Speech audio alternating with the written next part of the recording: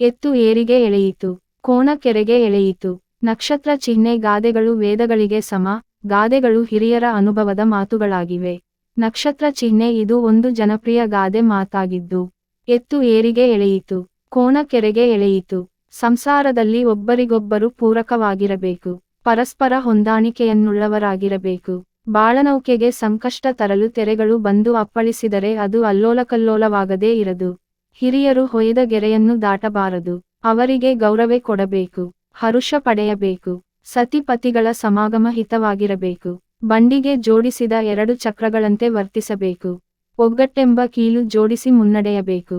ಇವರು ಗಂಡ ಬೇರುಂಡ ಪಕ್ಷಿಯಂತೆ ಬೆಸುಗೆಯಾಗಿರಬೇಕು, ಆದರೆ ಆ ಪಕ್ಷಿಯ ಮುಖಗಳೆರಡು ಆ ಕಡೆ ಒಂದು ಈ ಕಡೆ ಒಂದು ಆದಂತೆ ಇವರಾಗಬಾರದು.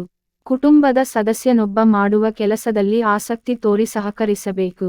ಎತ್ತು ತಾನು ಪಡೆದ ಸಂಸ್ಕಾರದಂತೆ ದುಡಿಯಲು ಹಂಬಲಿಸುತ್ತದೆ, ರೈತನ ಬೆನ್ನೆಲುಬಿನಂತೆ ಕಾರ್ಯನಿರ್ವಹಿಸುತ್ತದೆ. ಅದೇ ಎಮ್ಮೆ ಆಯಾಸವಾಗುವ ಕೆಲಸಗಳನ್ನು ಮಾಡಲಾರದು, ತನ್ನ ದೇಹದ ಭಾರವೇ ಅದಕ್ಕೆ ಹೊರೆಯಾಗಿರುತ್ತದೆ. ಇದನ್ನು ಭೂತಕ್ಕೆ ಹೋಲಿಸುತ್ತಾರೆ. ಇದು ಕೆರೆಯನ್ನು ಕಂಡರೆ ಅದರಲ್ಲಿ ಮುಳುಮುಳುಗಿ ಏಳಬೇಕೆಂದು ಇಚ್ಛಿಸಿ ಆ ಕಡೆ ಹೋಗುತ್ತದೆ. ಅದಕ್ಕಾಗಿ ವಿವೇಕವಿಲ್ಲದ ಪ್ರಾಣಿಯಂತೆ ವರ್ತಿಸದೆ ಜಾಣ ಎತ್ತಿನಂತೆ ಮೈ ಮುರಿದು ಕೆಲಸ ಮಾಡಬೇಕು. ಇಂದಿನ ಸಮಾಜದಲ್ಲಿ ಕೆಟ್ಟವರಿಲ್ಲ ಎಂದು ಹೇಳಲು ಹೇಗೆ ಸಾಧ್ಯ? ಇದ್ದೇ ಇರುತ್ತಾರೆ, ಅವರು ಏಳೆಯನ್ನು ಹೊಂದಲಾರರು, ಏಕೆಂದರೆ ಅವರು ನಡೆಯುವ ಹಾದಿಯೇ ಬೇರೆಯಾಗಿರುತ್ತದೆ. ಎಂದ ಬಳಿಕ ಒಳ್ಳೆಯವರ ಕೂಡ ಸ್ನೇಹ ಅವರೆಂದೂ ಬಯಸಲಾರರು.